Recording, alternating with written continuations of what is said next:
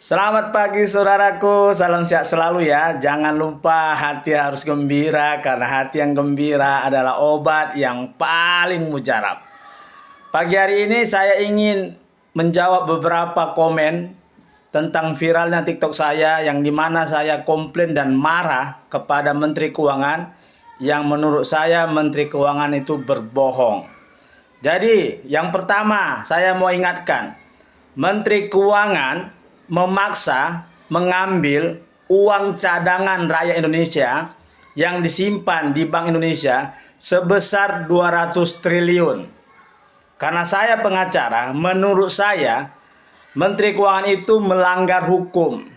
Ya, kalau tidak percaya silakan tanya profesor yang mengerti tentang undang-undang keuangan dan perbankan.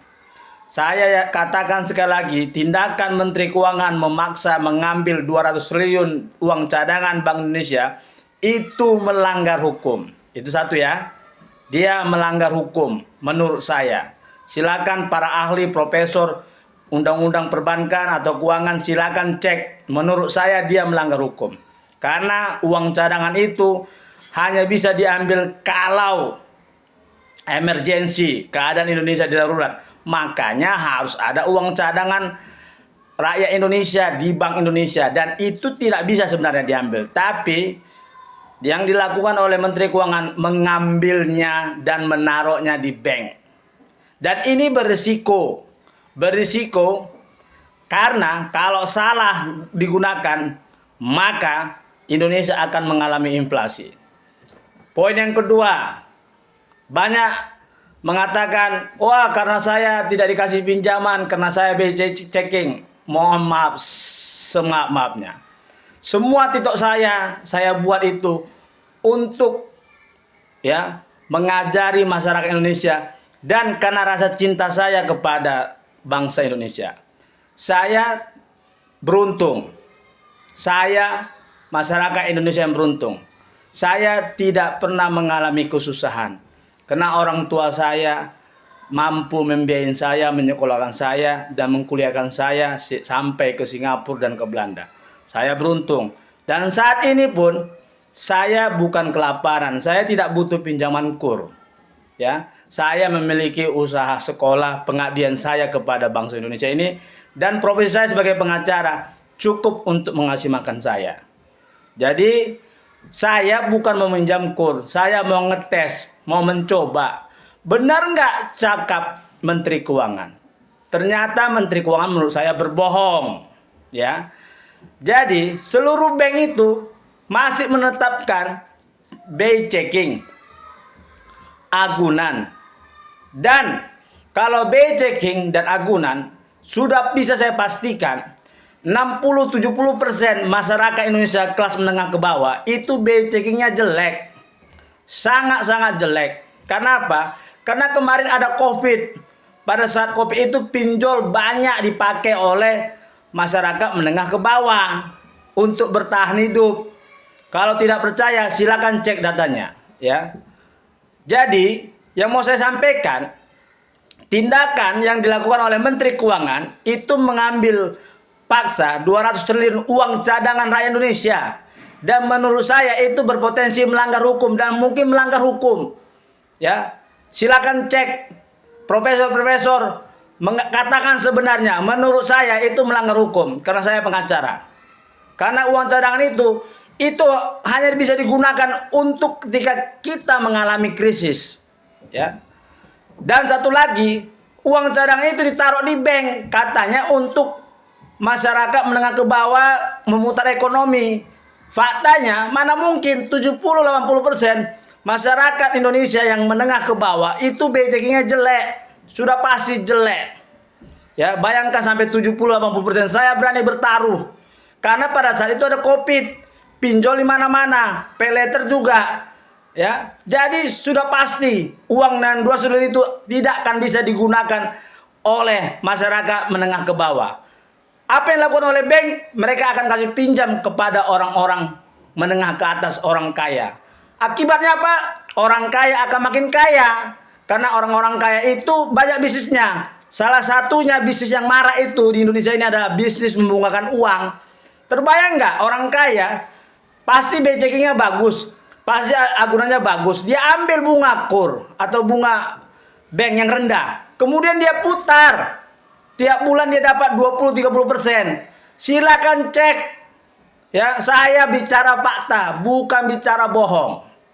Oke, ada lagi yang mengatakan kalau dikasih tambah BCK, banyaklah orang-orang miskin akan minjam uang. Hei, kamu mau saya katakan kepadamu ya, setahu saya,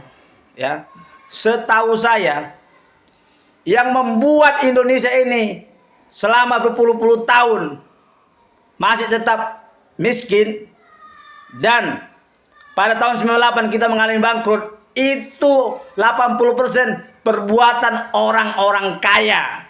Saya ulangi sekali lagi ya. Yang membuat Indonesia ini tidak maju sampai sekarang selama 80 tahun, saya berani pertaruhkan cakap saya ini, 80% yang membuat Indonesia ini tidak maju-maju, semakin banyak masyarakat miskinnya, adalah perbuatan orang kaya. Perbuatan orang pintar. Saya tahu alasan saya. Selama berpuluh-puluh tahun orang pintar dan orang kaya yang menjabat di Indonesia ini melakukan korupsi.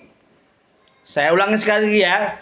Selama berpuluh-puluh tahun orang pintar dan orang kaya yang menjabat di negara ini melakukan korupsi. Ya. Uang itu sebetulnya hak rakyat Indonesia, tapi dikorupsi. Silakan cek berapa ribu triliun selama Indonesia ini ada dikorupsi. Itu satu ya. Saya ulang sekali lagi, kurang paham lagi. Ya. Yang kedua, kasus 1998. Ya, orang-orang pengusaha kelas atas ya membobol uang Indonesia. Kasus BLBI, silakan cek. Ya, berapa ribu triliun mungkin uang Indonesia hangus dibawa keluar, dibawa oleh orang-orang kaya. Ya. Saya tidak cakap bohong, saya ini belajar, saya ini baca buku. Makanya saya bilang kepada masyarakat Indonesia, banyaklah kita membaca ya, saudara-saudaraku ya. Kita harus banyak membaca. Kalau kita banyak membaca, banyak tahu. Kalau kita banyak tahu, kita sama dengan orang pintar. Kalau kita orang pintar, kita jauh dari kemiskinan. Kita tidak bisa berharap banyak dengan negara pemerintah Indonesia ini kalau modelnya seperti ini. Bayangkan Menteri Keuangan memaksa mengambil 200 triliun dari Bank Indonesia, itu uang cadangan. Katanya untuk menggerakkan perekonomian Indonesia. Apa yang dilakukan oleh Menteri Keuangan itu berpotensi melanggar hukum menurut saya. Karena saya pengacara. Makanya saya berteriak, kalau memang kau ambil uang itu, kenapa kau taruh di bank? Kan kau kan bankir juga, kau kan mantan ketua LPSK. Kau kan pasti tahu Menteri Keuangan bahwa di bank itu yang meminjam itu pasti harus BCK-nya dicek, harus ada agunannya dan banyak lain segala macam. Dan tidak mungkinlah orang menengah ke bawah bisa meminjam itu. Untuk apa kau paksa ambil kalau memang hal yang sama tetap kau lakukan? Disinilah peranan DPR. Ya, kalau memang tidak bisa disalurkan tanpa BCK dan lain sebagainya, ngapain diambil? Tentang BCK, saya mau katakan kepada kalian, tidak semua orang yang BCK itu jelek niatnya untuk membayar. Kalian salah. Orang kalau bersalah dikasih kesempatan kedua, ketiga. Bukan langsung klaim blacklist. Oh, BCK jelek, tidak boleh kasih pinjam, biarkan mati di situ. Kan itu maksud kalian kan? Yang membela BCK itu kan? Tidak semua orang yang BCK yang jelek niatnya tidak mau bayar. Harus diinterview, diinterogasi. Yang penting pemerintah ini niatnya baik dulu. Orang bisa berubah juga. Ini maksud saya, ya. Jadi saya tantang, ya, Menteri Keuangan, jawab titik saya ini. Jawab, apa maksud kamu menggelontorkan 200 triliun? Kamu taruh di bank. Entah-entah ada titipan para pengusaha-pengusaha ke kamu sehingga kamu menggelontorkan itu.